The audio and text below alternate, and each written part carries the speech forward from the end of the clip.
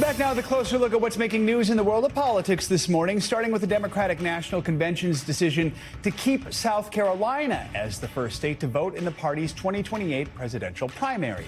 NBC News political reporter Megan Brand is here with that and more. Megan, good morning. Hey, Joe, good morning. Yeah, let's start with the Democratic National Committee, which took a step toward making South Carolina the first primary state for the party in 2028. On Friday, the DNC's Rules Committee recommended keeping South Carolina as the first state in the nominating process.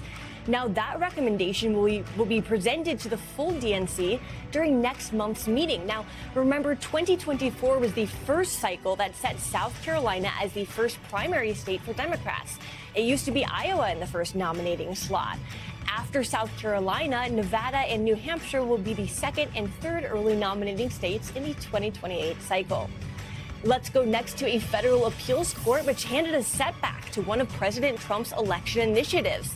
The court upheld a lower court ruling that had halted parts of President Trump's executive order, which aimed to create a federal list of eligible voters and only allow mail-in ballots to be sent to people on that list. About 24 Democratic-led states had initially sued over the executive order. Now this ruling comes just about 100 days before midterm election day. Finally, let's turn to federal research grants. According to court filings, the Trump administration admitted that it cut 284 grants because they were connected to states that President Trump lost in 2024 and were represented by Democrats in the Senate.